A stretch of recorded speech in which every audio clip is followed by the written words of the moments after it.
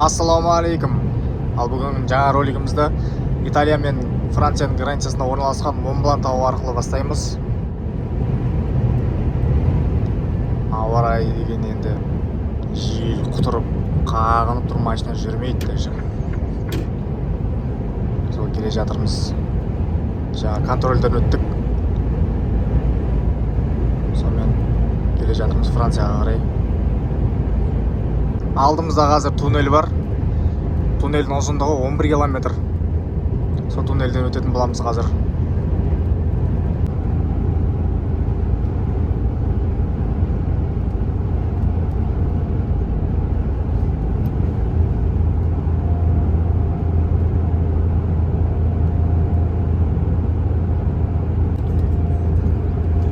Вот осылай келе жатырмыз. Күнделікті жұмысымыз осы. Жұмыс уақыты күні негізге берілетін 15 сағат. Соның 7-8 сағатын ғана вождениемен өткіземіз, яғни машина айдап өткіземіз, рульде отырамыз. Қалған бәрі жүктеу, түсіру, күтумен ақ кетіп қалады уақыттың бәрі. Вот солай жұмысымыз ақырындап ұрып жатырмыз. Өзі аптасына 5 күн ғана жұмыс істейміз. Как положено, суббота, воскресенье демалыс. Жыбырламай жатасың. Болмаса қыдырып кетесің. Осындай туннель жасайтын адамдарға таң қаламын ғой мен негізі. Біздікілер мынандай туннель салатын болса, төбесі опырылып, астында талай адам қалады ғой. Мынандай қылып салу деген енді, ё-майы. Жақсы. Алдымызда 200 километр бар. 200 километрден кейін бар парковкаға кіріп демалатын боламыз. Бүгін біз өзі 7 сағаттай жүріп қойдық. Сол 9 сағат жұмыс істейміз да демаламыз. Ал шықтық туннельден. Алдымызда мынандай картина тұр ғой. Ё-майы. Сурет қой мынау, сурет.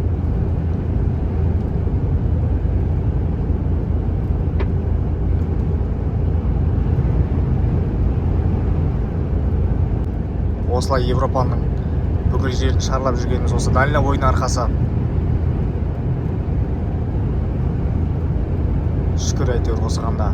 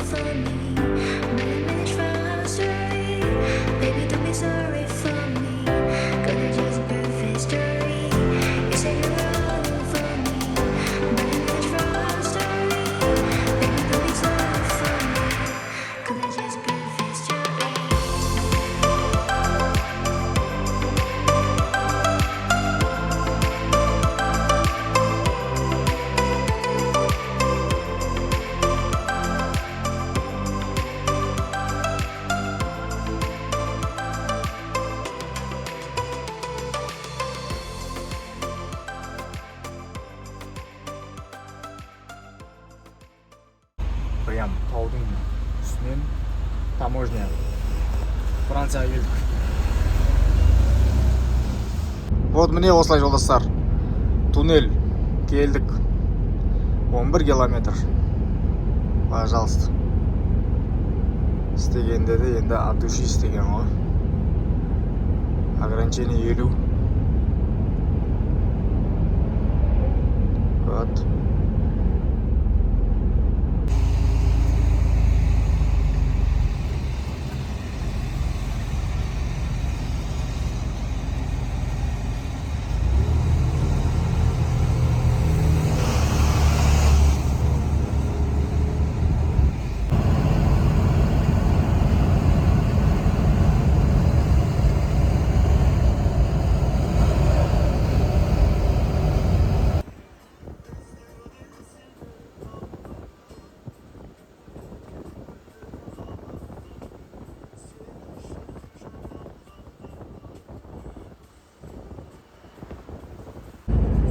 Вот осылай келе жатырмыз жаймен деп жолдастар.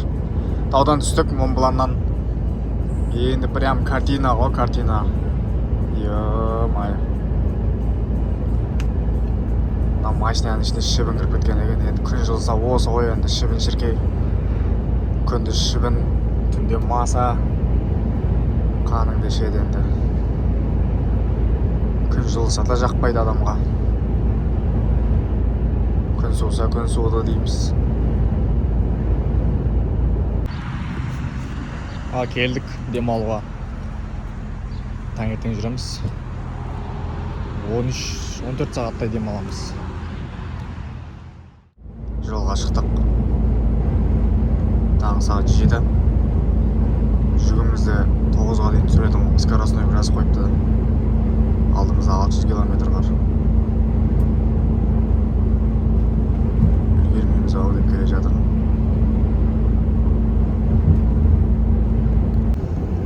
Ауылдың арасына кіріп кеттік қой.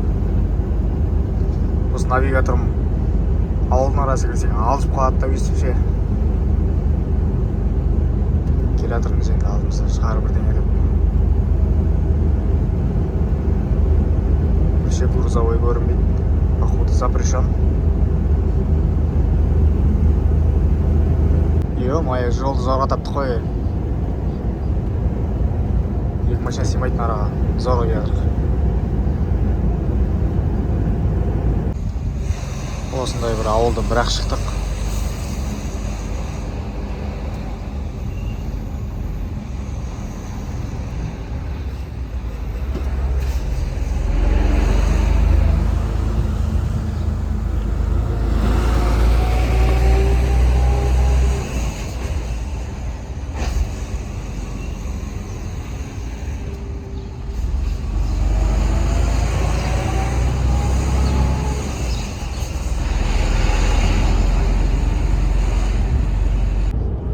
Ал шықтық автобанға.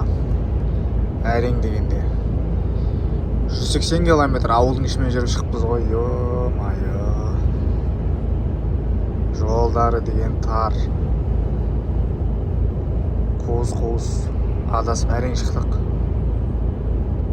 Алдымызда 25 км. Парковкаға жеткеннен кейін демаламыз. Вот осы.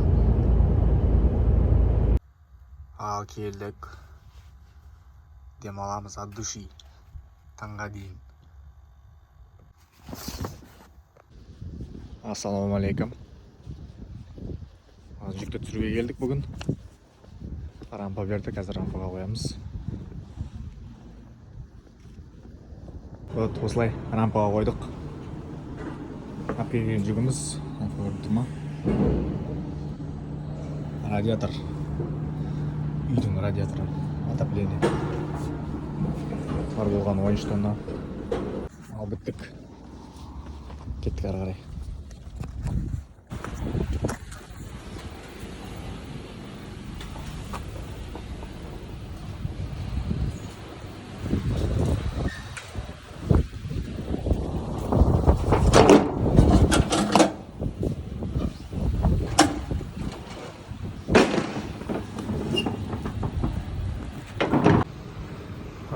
Біттік. Кеттік дальше. Жолдастар, жолға шықтық. Келесі заданияға бара жатырмыз, жүктеуге. Алдымызда 200 км. 15 минуттың ішінде жүкті түсіп тастады. Жақсы екен, тез қимылдайды. Сол, кетіп бара жатырмыз жаймен деп. Келдік погрузкаға. 2 боковой ашасын дейді ғой. Ё-майо. Ничего, кетті кірсейік. Келді, 6 палет баста. Қалған басқа жақтан басамыз дейді. Елки, жинау керек енді қайттан. Бүгін бір адский күн болды ғой. Ал біттік. Кеш болды уже. 6:30 кешкі. Ё-майо, адский жұмыс болды енді прям. 2 боковойды аштық. Ремень тарттық, уголок қойдық. Оның 2 жерден тиедік. Қайтан жаптық. Ё-майо, не болып кетті ол. Магазинге барып келдік. Продуктіге. Айтпақшы бүгін завтракте, обедте ішкен жоқпыз. Сонымен қазір бір жерге тоқтасақ тамақ ішіп аламыз, сонымен дем аламыз. Жолдастар, жолға да шықтық. Алдымызда 100 километр бар. Жұмыс уақыты бітуге жақындап қалды уже. 1,5 сағаттан аса қалды. Соған үлгеру керек, барынша басып келе жатырық. Ассалаумағалейкум. Түнде 10 минут қалғанда келіп тоқтадық қой. Ё-май, притек кәдімгі. Санап отырып келдік қой. Уақытта. Тұрдық алдыда. Ұйқы қанбаған. Кеше жұмыс ауыр болды. Сол. Жұмыс істеп отырық тағы да. Ары қарай кетіп баратырмыз. Ал жолдастар, автобанға да шықтық. Алып баратқан жүгіміз анау үйдің төбесіне жабатын черепица ма, сондай көрінше түсінбедім. Онша 23 тонна 600 Испанияға бара жатырмыз. Мен кеше күн прям ауыр болып, ё-майо, азында әрең тұрдым. Одан уақытымыз жетпей қалып, уақыт қуалап. Вот осылай. Достар, Испанияға да келдік. Тауға көтеріп келе жатырмыз, машина жүрмейді. Жоғары қарай шыға алмай жатыр. 40 километр қалып еді.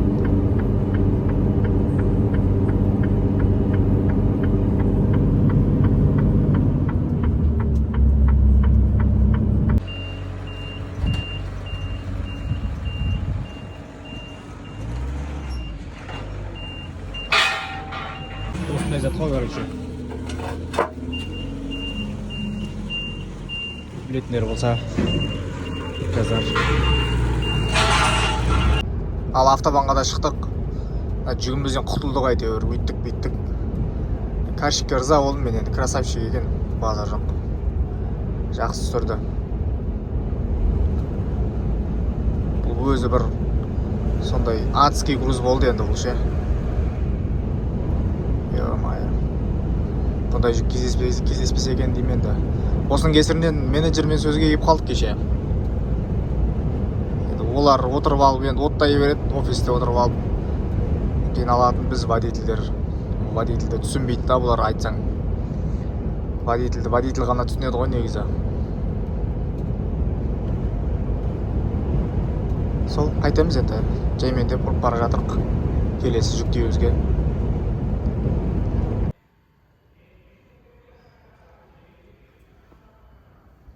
Ау. Ешкім жоқ, жота. Ё-майо, мынаның бәрі пепси ғой.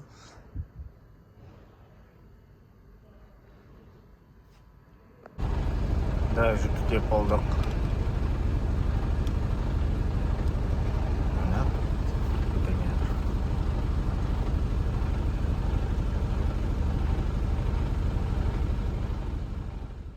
Вообще әдем болды ғой.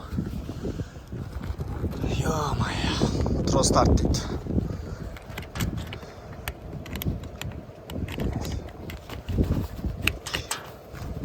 Жаңбыр жауып отыр еще.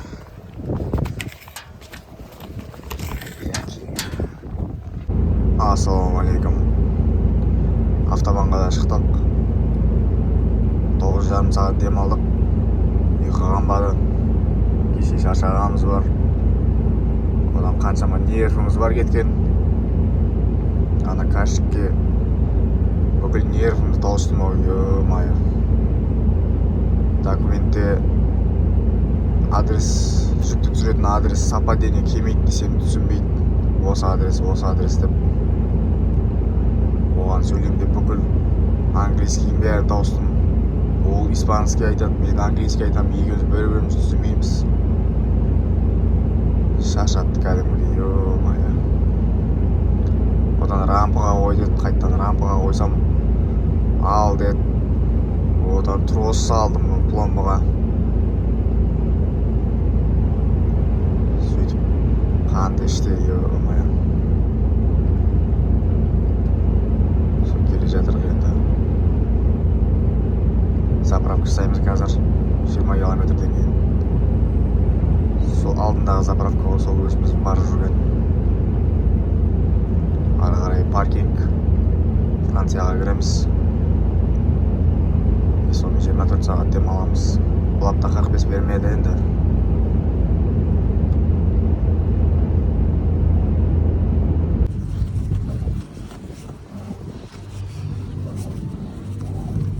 Что-то бүгін күн суық қой, ё-моё. Адам тоңып жүрсем, мына біреу шортикпен жүр ғой.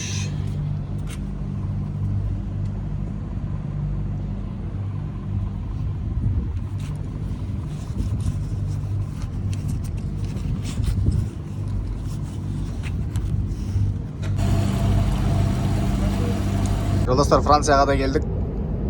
Алдымызда 7 километр ғана қалды бар болғаны. Сол парковкаға кіріп демалатын боламыз бүгін 24 сағат. Яғни сөйтіп бірінші күннен бастап жұмыс істеп бастаймыз, Құдай қаласа.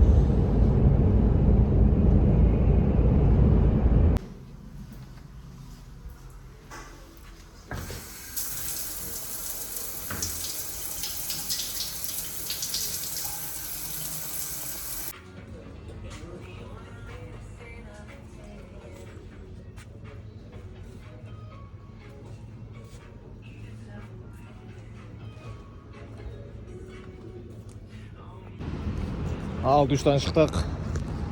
Душ енді прям керемет екен. Сөз жоқ. Зор болып тұр ғой. Ыстық су деген енді прям банядағыдай болады. Кейбіреуінде салқындау болады. Енді мынанікі енді жақсы екен. Бұл үй вообще-то жақсы парковка екен. Отзывтардың бәрі. Енді барамыз машинаға. Жатамыз. Керек затымызды алып алдық өзіміздің. Вот өміріміз болса Европадағы.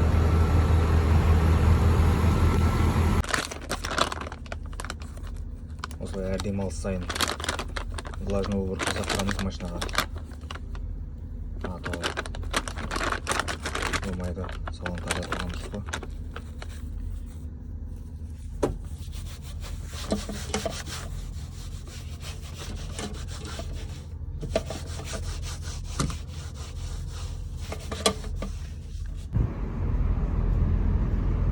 Магазиннен келе жатырмын. Заправкадан алғам мына екеуі. Бағасы енді теңгемен айтқанда 3000 теңге. Екеуі 3000 теңге. Е-мая. Арзан ба?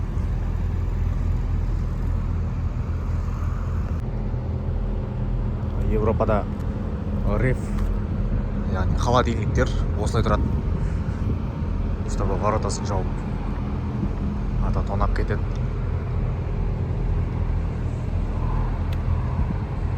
Кешкі серуен, сол паркингті айналып жүрген. Погода енді әдем болып тұр.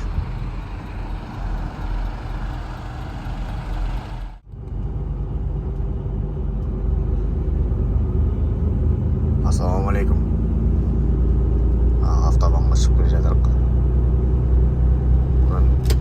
Парижге қарай жүретін боламыз. Париждің пробкасынан ертерек шығып кету үшін ертерек тұрып жолға шықтық. А то Париждің пробкасы да, ё-моё, целый сутка ғой, сутка. Сол үшін ертерек демаладық.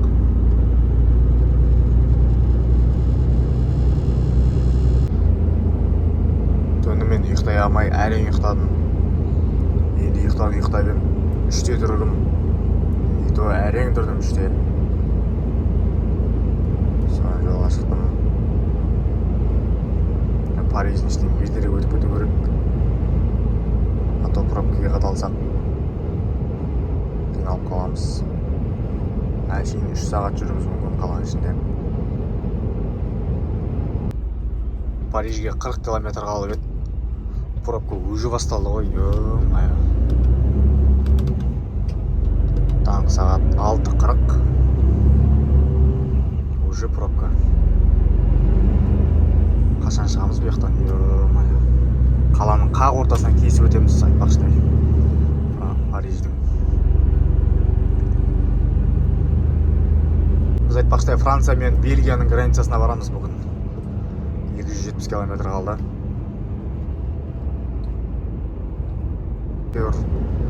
Аман есен шықтық. Уақытымыз тағы жетпей қалып, жолдың бойына тоқтап, кармашкеге 45 минут пауза жасап алдық.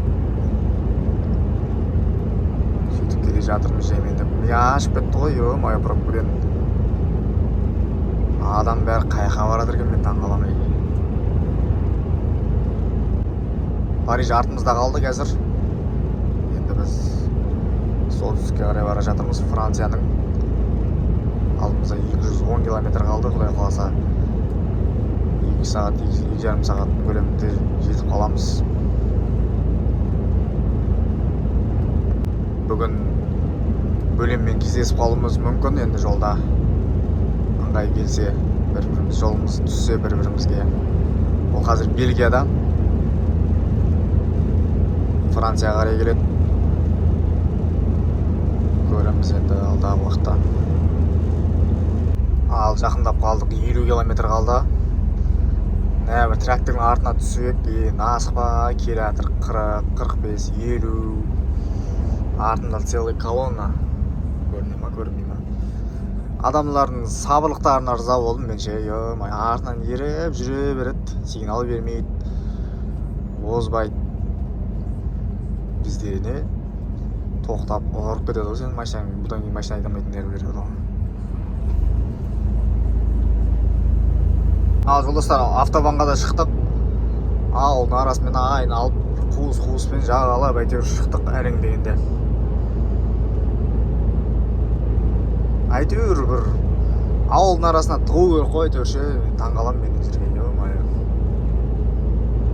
Бәрібір сол расход қой деймін да, анау типа автобан платный болғаннан кейін платный дорогадан қашып ауылдың арасына салады да. Бәрібір сол расход қой деймін да.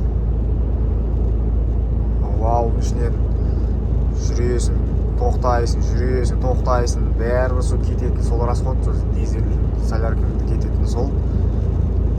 Одан ауылдан шығатын жерде телепас бар, платный дорога, ол да. Какая разница деймін да, айналып келген автобанға келеді. Құрбысқа уақытыңды алады, қаншама нервіңді алады. Шаршатып жүреді одан қалды. Ничего енді. Кеп қалдық уже, 20 километр қалды.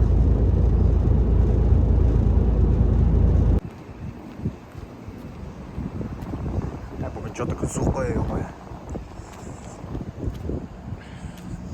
Келдік әйтеуір.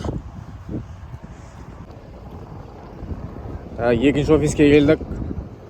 Олар айтады, ертең түсіреміз дейді. Вообще зор болды ғой. Магазинге бармадық. Мынау еліктің біреуін сұрап алу керек еді, бересіңдер ма деп. Или біздің темамен алып кету керек та. Ничего, жай уақыттап қайтамыз. 2 километр екен. Енді настроение прям әдемі болып тұр ғой. Магазинге келдік. Енді бағаларын көрсетейін дедім. Бағалар енді прям космос қой, космос, ё-моё.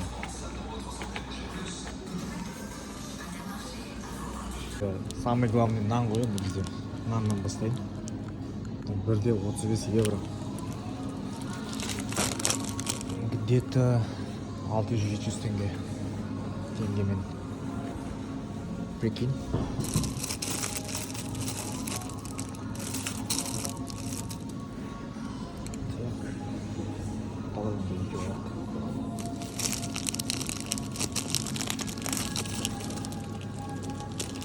Өзім нанды сұндық жүргенмін ғой мен ше. Бет қаратпайсың онанға.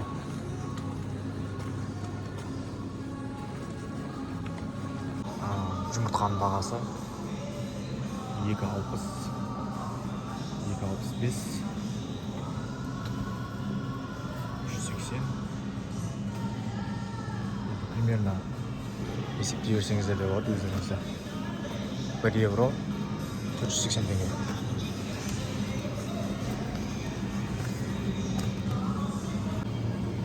Тауықтың бағасы 420. Пожалуйста. 2000 теңге.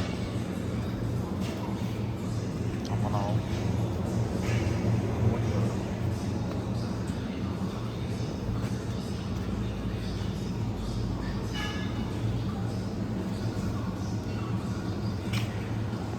Говядина 10 евро.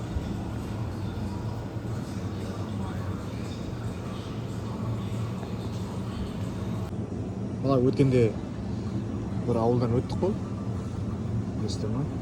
Сол ауылда шығатын вино мынау. 4 евро. Капуста алдық. 1500 теңгеге. Ертең борщ істейміз. Думляма жасаймыз. Узбекский. Картошка. 1,5.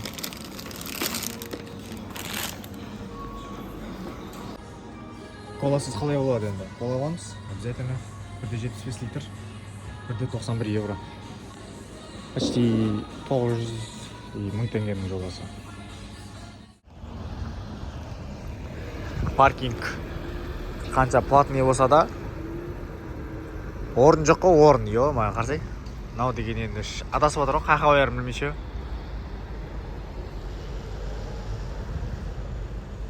Орын жоқ. Bir машинаға 25 евро.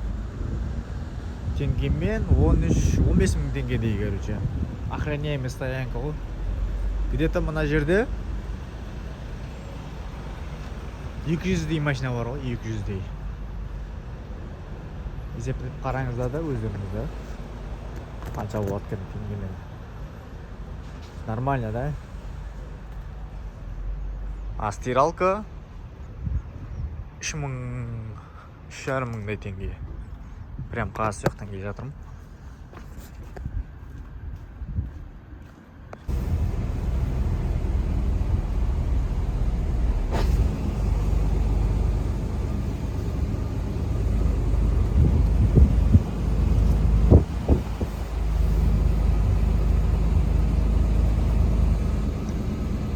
Рампа берді, рампаға бара жатырмыз.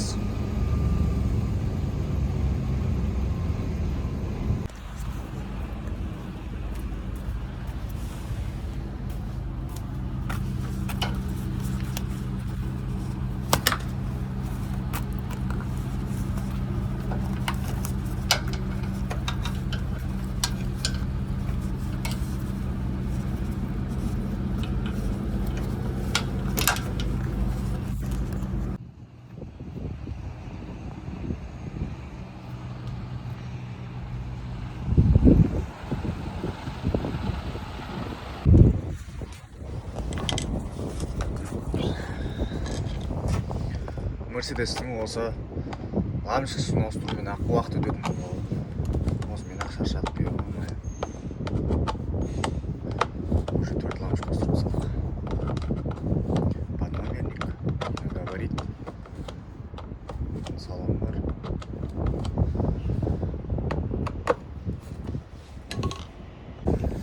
Ал біттік ау, қатымызды түсіріп. Бүгін жоба күн салқындау ел.